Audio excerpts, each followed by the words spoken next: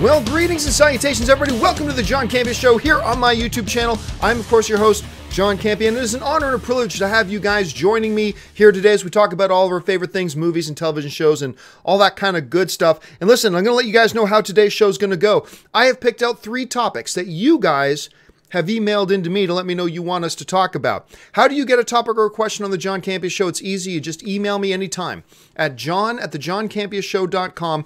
Make sure you put the word topic in the subject line. And as always, guys, keep those emails as short as possible. Absolutely no more than 90 words. After that, I'm going to take a few minutes and go to the live chat that you guys are sending in to me using Super Chat, which is also a great way to support the show. Thank you very much for you guys who are using that. And then we will call it a day. So, with all that out of the way, let's jump into the first topic today. And the first topic today comes to us from Paul Abramoff, who writes, there is a report out that Warner Brothers is trying to hire Michael Bay to direct a Lobo movie for the DCEU.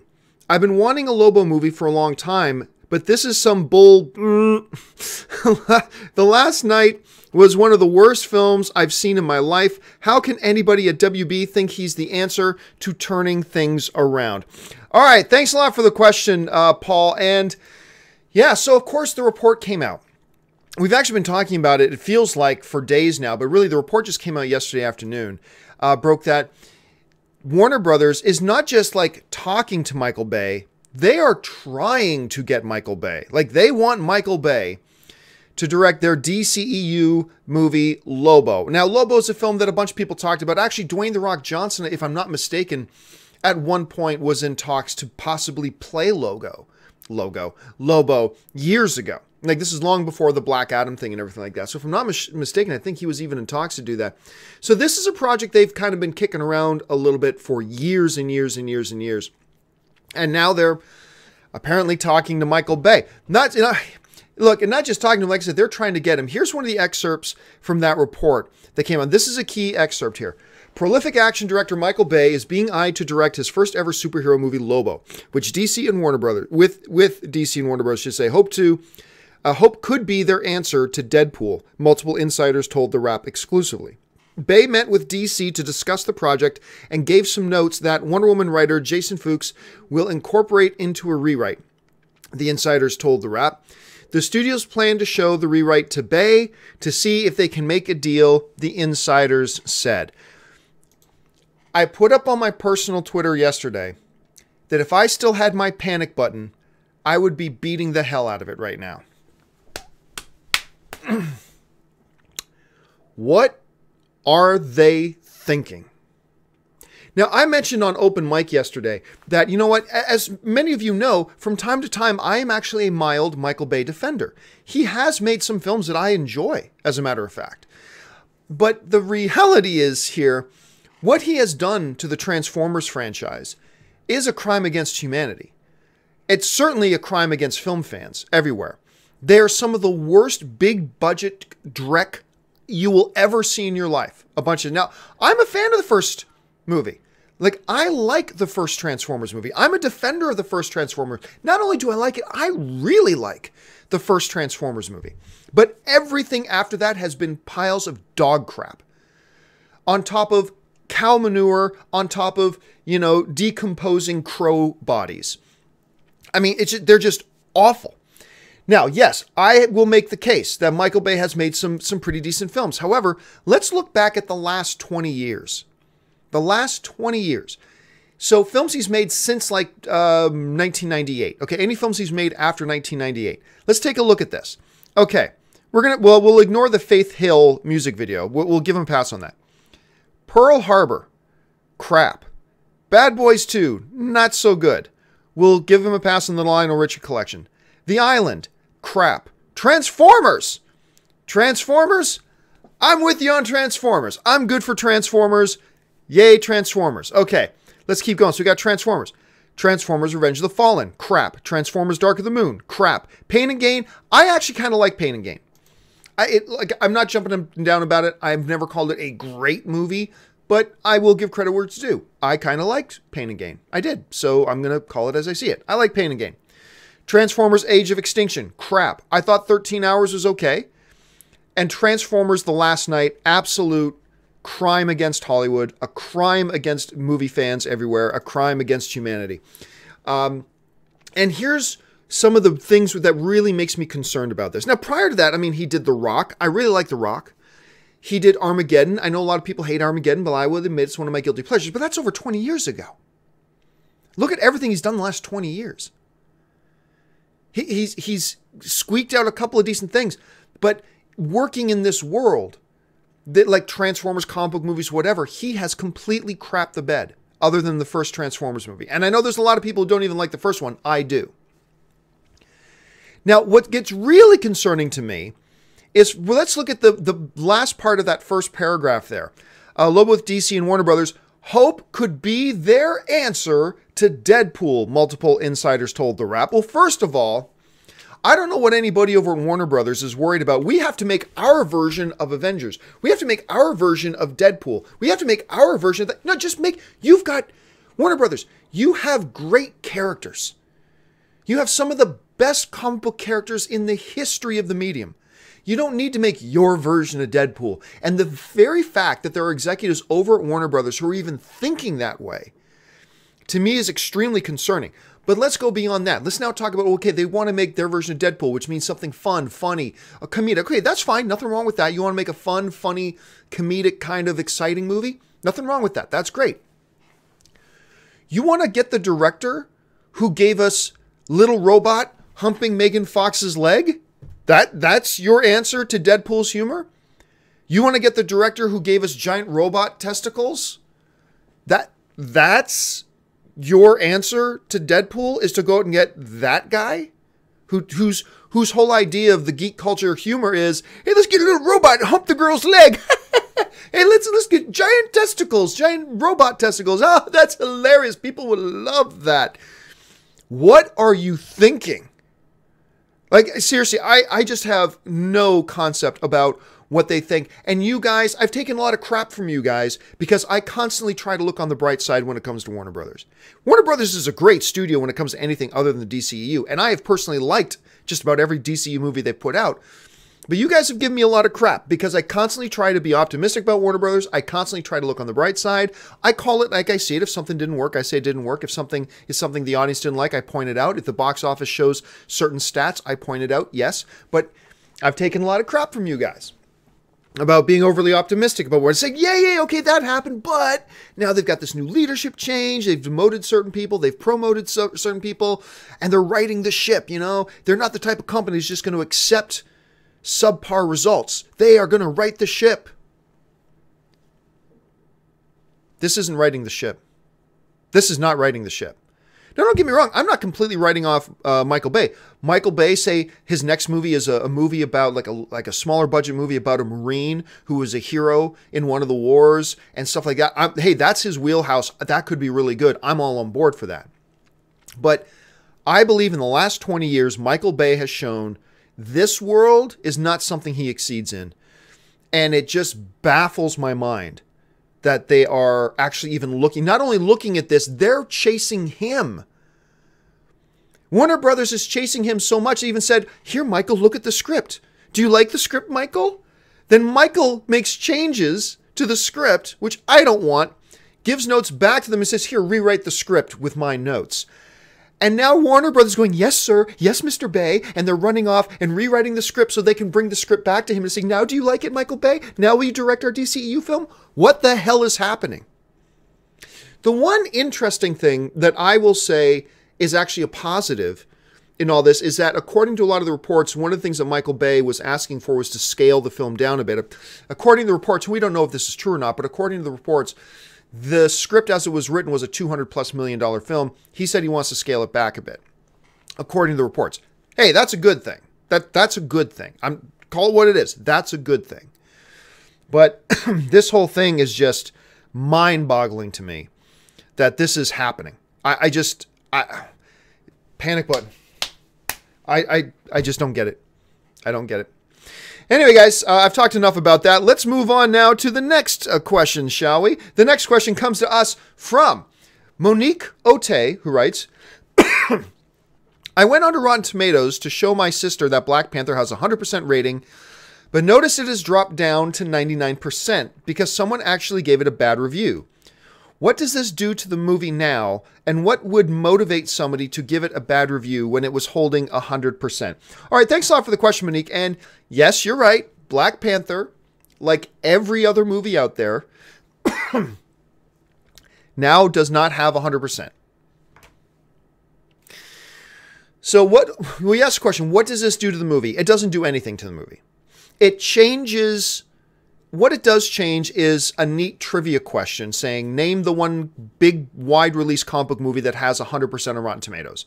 Well, now it's not Black Panther. Okay, so it changes that trivia question. But really overall, as a matter of fact, it wasn't just one negative review the last time I checked. Now it has 2 negative reviews. 2, it's all the way down to 98%. What a tragedy. Black Panther's all the way down to 98%. So it's actually been a couple things. When you ask the question, what would motivate somebody to give it a bad review? It's really simple. They didn't like the movie. It's really that simple. Just because everybody else, just because so many people do, does not mean that's the nature of the subjectivity of film. Not everybody, yeah, Paddington 2 has 100%. I get that. I really do. But, I mean, the nature of film is not everybody's going to love something that you love. Not everybody's going to like something that almost everybody else likes. It's bound to happen that somebody's not going to like it. And that's fine. That's the subjectivity of film. No matter how bad a film is, somebody likes it. No matter how good you think a film is, somebody doesn't like it. That's just the nature of it. So what are these guys supposed to do? Go, oh no, well, I don't want to break the 100%. No. They need to write their review as they felt. Don't worry about what it does to Rotten Tomatoes. That's not your concern. Just write your review, give your honest opinion, and if you didn't like it, that's fine. And guess what? You want to know something honest? Here. You know, I'm thrilled with the movie. I like it very, very much. I had a couple issues with it, but overall, I think it's great. I've talked to several people that like Black Panther, that I've gone to various screenings with, that liked Black Panther, but don't think it's great. I've talked to a couple. Now, I've talked to many people too who also do think it's great, but I've actually gone. The last screening I went to of Black Panther, I took my buddy Cliff, and he came out saying, yeah, it was good. It was good. It's different. It's good. I mean, it did this. So some things he wasn't thrilled with. So, but yeah, it's good. He didn't love it. But I mean, if he was a movie critic on Rotten Tomatoes, his would count as one of the thumbs up reviews, one of the positive reviews. Sure, but he didn't love it. So it's not a far stretch to think that there are going to be people who watch this movie that just don't like it. And it's nothing more nefarious than that. They just didn't like the movie. Oh, well, no big deal. Really, it doesn't do anything to the film. It's still an incredibly well-rated review. The vast majority of the movie-going audience is going to love this film. Or at least really like it, but not everybody will. It means nothing more than that, so don't worry about it. It's okay. All right, let's move on now to the final email question of the day. And this final email in question today comes to us from Bryson Evans, who writes, since Hollywood is cracking down on sexual harassment and violence, rightfully so, why does the film/TV industry continue to make content that glorifies sexual violence against women, a la Game of Thrones? All right, thanks a lot for the question, man. And hey, look, it's not an irrational question. It's not an unreasonable question either. It's, it's like with all this, violence is bad, assault is bad, all this kind of stuff. Well, why do we glorify that stuff in TV? And I've heard this argument a lot, particularly about Game of Thrones. And I'm not here to poo-poo on anybody who feels disturbed by some of the stuff they say put into Game of Thrones. We'll just use Game of Thrones as our example, okay? So just using Game of Thrones as our example. I'm not here to poo-poo on anybody who feels uncomfortable with some of the content they put in there, who maybe even might feel a little bit offended by what they put in. I'm not here to poo-poo on that at all. I'm simply going to give you my point of view, okay? And my perspective on this.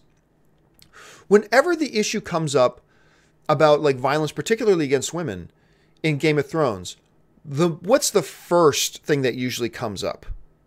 This dude and the assault on Sansa, right?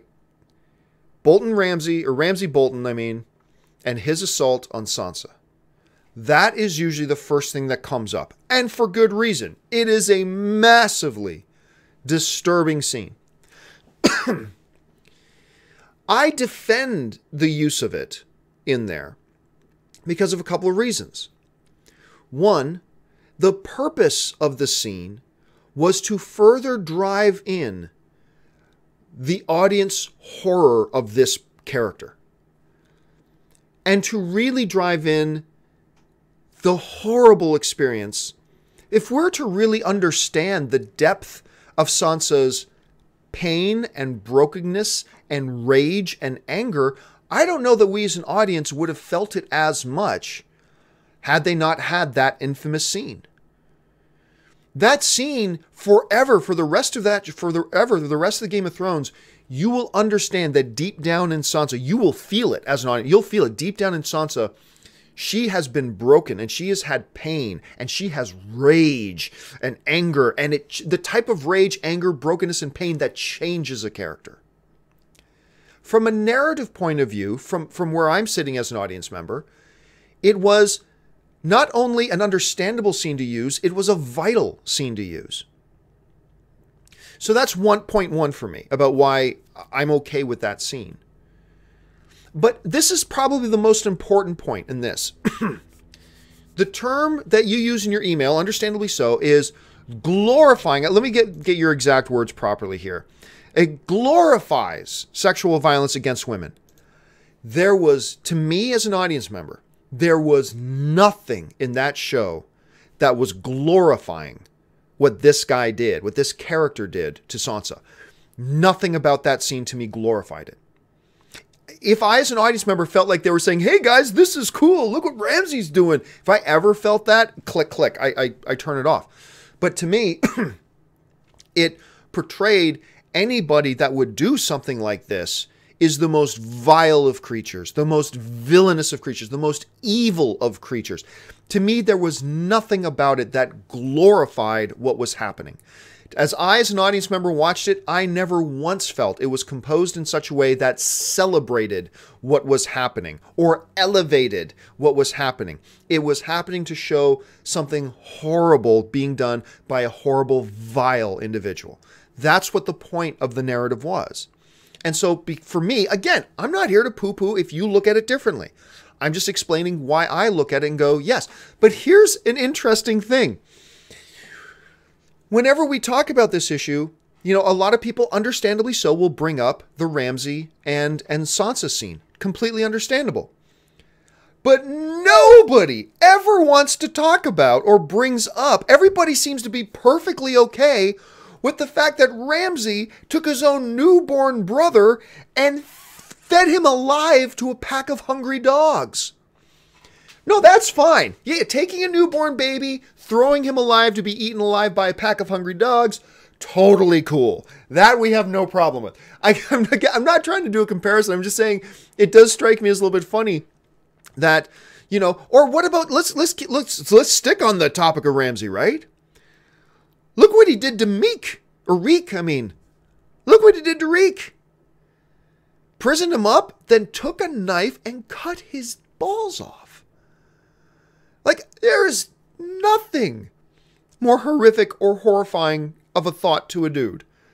Being strapped up, beaten, tortured, whatever, and finally getting the old knife and cutting your dick and balls off. That was horrible. But there, again, I never felt like it was glorifying torturing a man. I never felt like it was glorifying, turning the dude into a eunuch. I never felt it was glorifying the idea of beating and breaking another human being. I never felt it was glorifying it. I felt it was setting up that you simply just don't understand Greyjoy. You simply just don't understand Theon. You do not understand Reek now if you didn't, as an audience, experience those scenes with him. To truly understand the character now, you had to see that scene and those scenes to really understand the depth of the brokenness of the character. And again, it went to play up that this new guy we've just introduced you to, this dude is some level of evil. So again, I'm not going to try to dissuade anybody who is disturbed by these types of scenes, whether it's the old slice them off or assault. I'm not trying to persuade any of the rest of you. If you feel that way, you have every right to feel that way. That's how it hits you. I understand. So I'm not going to try to talk you out of that. But from my perspective as an audience member, it never glorified what they did to Reek. It never glorified what they did to Sansa. It actually did the opposite. It was used to set up just how damaged those characters then become and understanding how it shapes and changes them later on, and to illustrate just how vile and evil somebody who would do something like that is, which again to me is the absolute opposite of glorifying it. But that's just my point of view. I mean, again, you may have a completely different one. I understand. But, you know, me and my buddy, I've got a buddy of mine. His name's Bruxy. And Bruxy is like the pastor, the minister of the, like, I think it's like the largest church in Canada. Anyway. And he's a buddy of mine. And he's a pacifist. But there's no, so he does not believe in violence. He doesn't believe in violence at all. I'm a different level of a pacifist. Like I believe in violence, but I don't believe in killing. Just go whatever. But he and I would joke around a lot because, man, you've never seen a bigger fan of action films than my buddy Bruxy. You could have an action film with a bank robbery, a big shootout, 50 people get their heads blown off, whatever, and he'll just cheer and yell it out because it's fantasy. It's not real. It's entertainment. He understands the difference between real life and fantasy. But in real life, he's completely against violence in any way, shape, or form, right? So, I mean, that's another kind of level of separation between what happens in a show like Game of Thrones. And again, I'm not trying to pick on Game of Thrones. We're just using it as an example and real life and understanding the separation between the two. But anyway, that's just kind of my thought on that. I'm sure you guys have some thoughts on that as well. All right, guys. Listen, it is time now for us to go to the live questions. I'm going to let you guys know, I've already got a whole bunch of live questions in here. So if you have not yet sent in a live question, I'm going to ask you to cut it off. If you're in the midst of writing one out, that's fine. You got 10 seconds to write it out. But the last one I'm going to take is Josh Zoll, who wrote in at 8:20. So Josh Zoll, I think, if I remember, is going to be the last one that I take. Now, before we get to those live questions, though, and thank you to everybody who is sending in live questions, I'm going to take my admittedly shameless plug for 1 minute to plug my Patreon campaign, which is, of course, the thing that keeps the lights on around here. So check this out. I'll be back in 1 minute.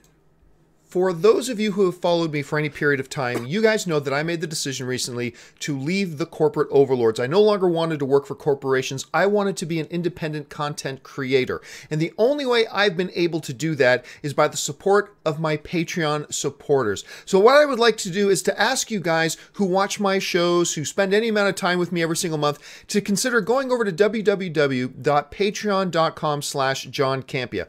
There you'll get all the information about what exactly does it mean to be a Patreon supporter of mine? What does being a Patreon supporter do for helping to make sure that shows like this one and all the other shows I do here on my channel can actually be produced? And on top of that, what benefits are there to being a Patreon supporter? And maybe if you guys can check that out, if you decide you want to be one of my Patreon supporters, that would be awesome. And if you don't, that's perfectly fine too. I'm just happy that you guys have decided to be here today and be a fellow movie fan and join us in the conversation. So go and check out that. All right, guys, and a special thank you to all of you who are already Patreon supporters. You guys make my show possible. Thank you so much for that. All right. Let's get going now with the live questions. And we start off with N8V Pride, who writes, did you see that Blake Griffin was traded to the Pistons? Yes, as a matter of fact, it was funny. I was actually doing the show live when the trade happened, and somebody wrote in on the chat board, they just traded Blake Griffin. I thought he was supposed to be. Remember in the offseason they did that mock retirement thing, that number retirement, all that kind of stuff for him, because they said he was going to be an LA Clipper for life. That didn't last very long, did it? And now he's over to the Pistons. So I wish him well. I really like watching Blake Griffin play. NV8 also writes, favorite MMA fights like Gus Jones, Hendo Shogun. Hendo Shogun 1. Or was it 2? But whatever. That one Hendo Shogun fight is like one of the best MMA fights in the history of fights. Forget MMA fights, any combat sport. It was nuts.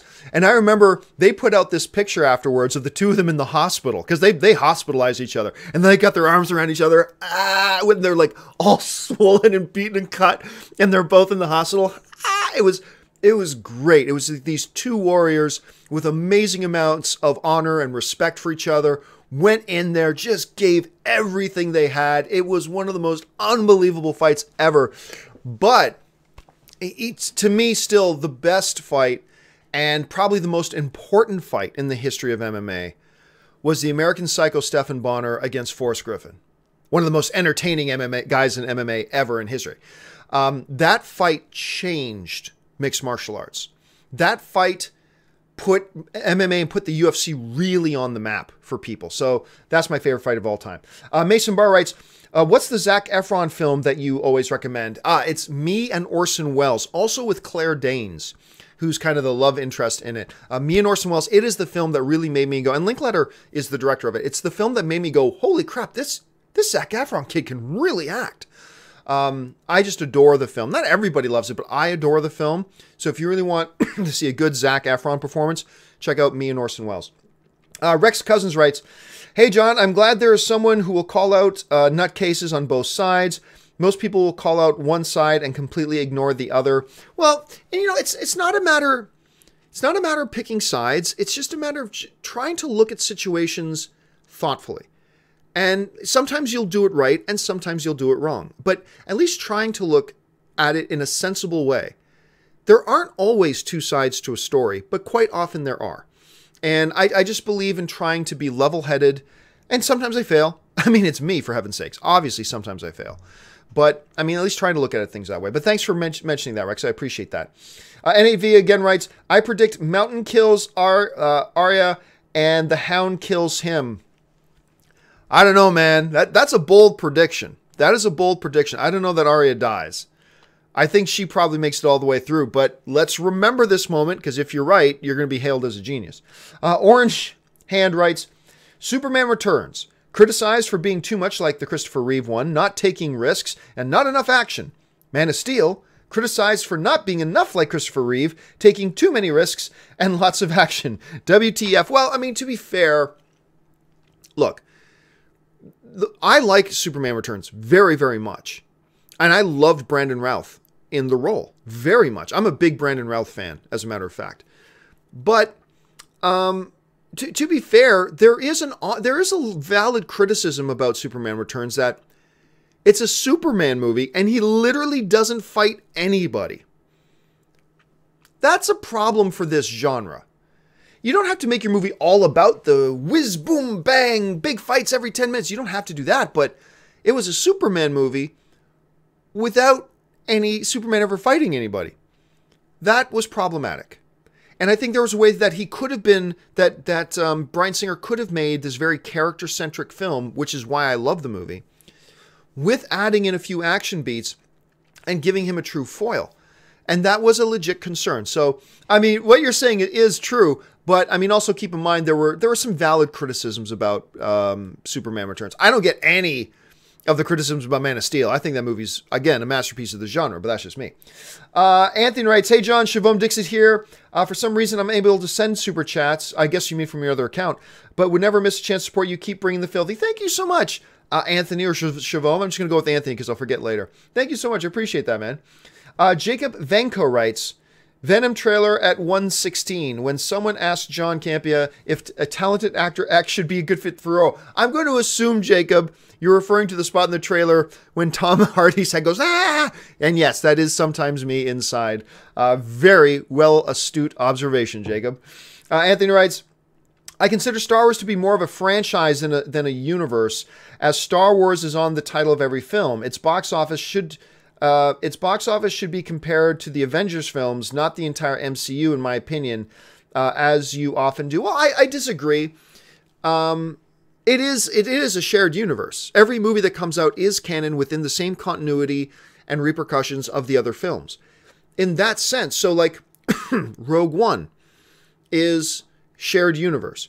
Solo is shared universe.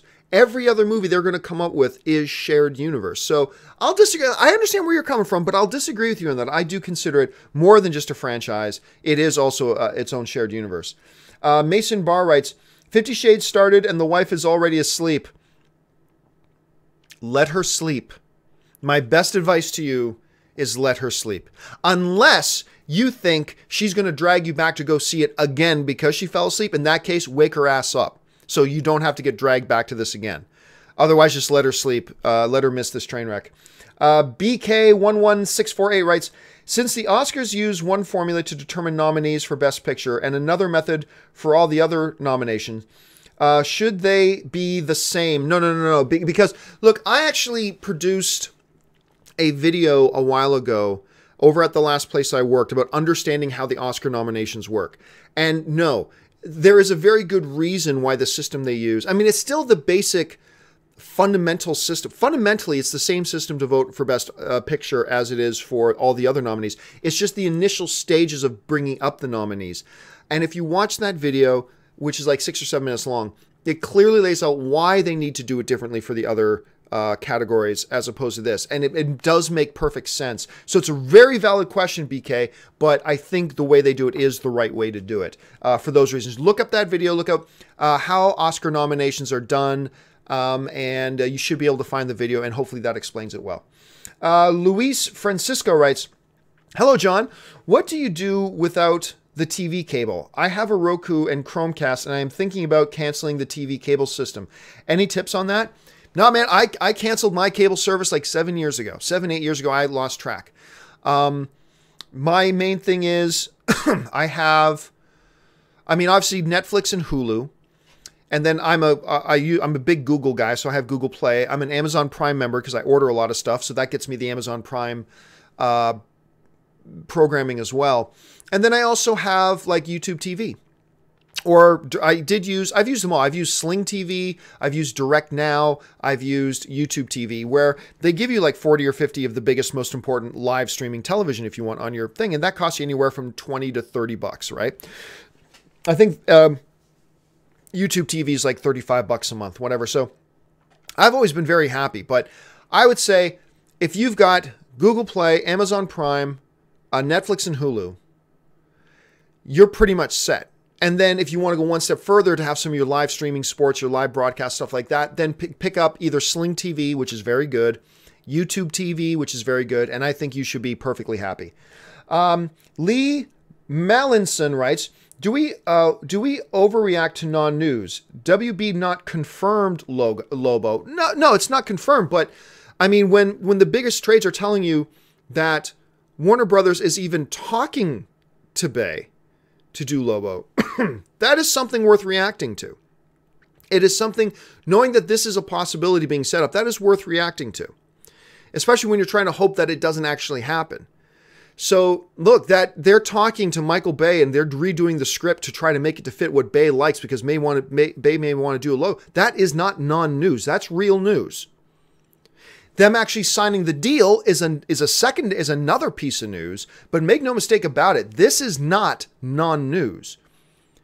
It is absolutely news that Warner Brothers and their DCEU is engaging Michael Bay, and Michael Bay has given them notes on how to change their script because they are going after him to try to get him to direct it. Whether or not it actually goes through and happens, that's news. That is news. And then them actually signing the deal would also be considered news. So no, man, I don't think we're overreacting to it, in my personal opinion. At any rate, maybe I am, but I don't think so. Anthony writes, best Tom Cruise performance and his best film. Best performance. Somebody asked me this the other day, and I can't even remember what I answered. I'm gonna have to take a pass. I'd have to think about it. Colt Royster writes, if there was an award for best trailer, even if the movie itself was bad, what would it be? For me, it would be the Infinity War, because every time I watch it, it doesn't give away, but you feel the danger. Look, I'm as excited as anybody for the Infinity War trailer. I really am, but I didn't think it was that great of a trailer. I think it's a good trailer, and I think we're all just excited because it's Infinity War. But I didn't think it was all that great of a trailer. So, I don't know, are you talking about like this year so far? Are you talking about all time? Are you talking whatever? Unless I have more kind of defined parameters, I really wouldn't know how to answer that. I think the Infinity War trailer is very good. I just don't think it's all that great, really. Because you take away from the fact that it's Avengers Infinity War, I don't think people are nearly as excited about that trailer otherwise. James Welsh writes, DiCaprio and Scorsese or Hanks and Spielberg? I'll take Hanks and Spielberg. Although, it's 1 and 1A. I mean, those are two dynamic. And you really should put in there Scorsese and De Niro. I mean, if you really want to get things in there too. But off the top of my head, I'll go Hanks and Spielberg.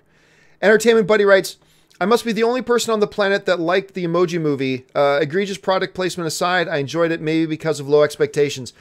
And again, that goes back to what I was talking about earlier. It's the subjectivity of film. No matter how bad I think a movie is, somebody likes it. And you know what? I think it's a wretched piece of garbage, but I celebrate that you liked it. I'm glad somebody got some enjoyment out of it. Good. So I'm happy for it. It doesn't change my opinion on the movie that I think it's terrible, but you liked it. All film is subjective. That's great. You enjoyed it. Good for you. James Welsh writes, with the negative reviews it's getting, do you think Eastwood made a mistake casting non-actors as the leads in 1517 to Paris? Hey, look, I've been saying from the beginning that's a mistake. I've been saying from the absolute beginning, when they announced that he was doing that, I said, well, really? Do we have that low of an opinion of actors that we think what they do is just so easy, we can just put anybody in to do it? I get it. There was a novelty to it that when you're a director of the stature of Clint Eastwood, there's a novelty to it that is interesting, right? Getting the actual heroes in it. That's interesting. But yes, from day one, I believed it was a massive mistake. I thought it was a massive mistake. I've been saying that all along. I'm not going to change my tune on that now. Backyard Pictures writes, if Aquaman bombs, do you think Warner Brothers will then reboot? Well, here's the problem. They have already started production on Shazam. They're shooting Shazam. So no matter what happens with Aquaman, Shazam is coming. No matter what happens with Aquaman, Wonder Woman 2 is coming. I mean, and now they're talking to Michael Bay about Lobo. To me, they're just digging their hole deeper. I really think after Justice League, they should. There's nothing they could do about Aquaman because it was already shot. So Aquaman needed to come out no matter what. But I think they should have taken a step back and gone, the audience has lost faith in the DCEU. Because even though we put out Wonder Woman, we put out Justice League, and people didn't come to support it. It was the lowest attended DCEU movie out of all 5 of them, and it was the Justice League. They clearly should have rebooted. They clearly should have recognized the audience has abandoned us on this. Let's reboot. We have some of the greatest characters in comic book history. Let's reboot, give it a fresh start. It's worked for the Hulk. It's worked for Spider-Man. Let's reboot, get this thing started off with a fresh track. Instead, they just seem to be, let's keep digging the hole and maybe we'll reach gold. I mean, so I don't get it. Eli, the creative, writes, Bay needs to either do Power Rangers or G.I. Joe. Not Power Rangers. G.I. Joe, when you understand the level of reverence that Michael Bay has for the military, that could be his playground.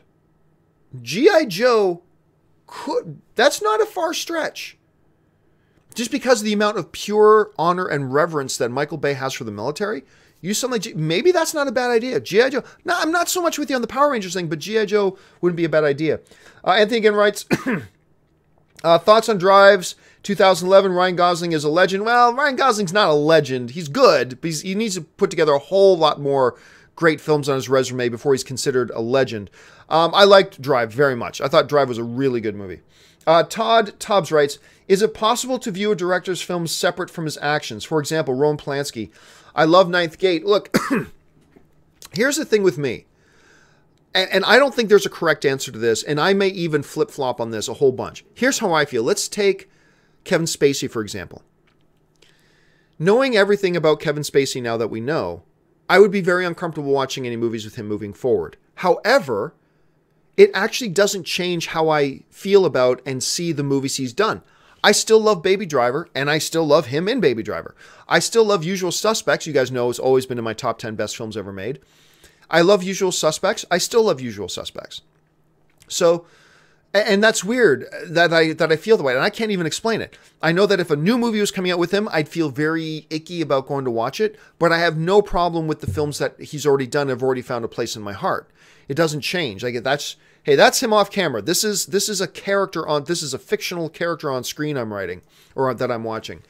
Yeah, I can't explain why I feel that way, but that's just how I kind of feel about it right now, even though I can't explain why. Maybe I'll change my minds on it. Thoughts on Dave Lynch's Mulholland Drive? Weird, twisted, a little bit surreal, but really enjoyable and really smart. I enjoyed that movie a lot. It's funny because about 3 times a week, I cross Mulholland Drive. And every time I drive past it, I think of the movie. Every time I go by Mulholland Drive. James B. writes, Hey, John, finally got around to seeing Happy Birthday, or I think you meant Happy Death Day. Really enjoyed it. Horror movie, comedy, or both. It's both. And yeah, it's funny because when Happy Death Day came out, I had just watched like a string of 4 in a row, these low budget horror films that were just wretchedly bad. And Happy Death Day looked terrible. I didn't even want to go see it, really. And I got my friend Kaori to come with me, just so misery loves company, and went to go watch Happy Death Day. And I was like, this is really fun. It was a great little horror comedy. A little bit more campy horror than comedy, but definitely some laughs in there too. It was fun, some good jumps. I was really happy with Happy Death Day. Far more than I thought I would be going into it. So if you haven't checked out Happy Death Day, treat yourself. I think you'll enjoy it. Matt Gillimet writes, watching you while doing the dishwashing at work. Keep up the good work. I like it that you're doing your movie talk solo. Thank you so much, man. I really appreciate it. I appreciate that you come along for the ride with me. And have a good day at work, man. Don't drop whatever you're watching this on in the dishwasher. Sarah O.D. writes, hi, I followed you since Collider, but I didn't like you because you were too harsh with Gal Gadot as Wonder Woman. But now I am a fan. Success. Yeah, look, there's still a lot of people that don't like, look, I'm always just going to call it as I see it. From everything that I understand, Gal Gadot is a wonderful person. She is clearly one of the most beautiful creatures ever to walk on the face of the earth. Of that, there is no doubt. And from all accounts that I've heard, she's a magnificent person. But I got to call it as I see it. She's not a talented actress. And I've had a hard time having discussions with friends of mine who, with a straight face, try to say that she is. I just don't find her to be a talented actress. But you know what? I always say this too. I used to think Channing Tatum was the worst actor in Hollywood getting work. And I think he was for a time. He was the worst. But after years and years and years, and he worked at it and worked at it and worked at it, that it gets to the point now that when Channing Tatum's in something, I'm actually kind of excited to see him.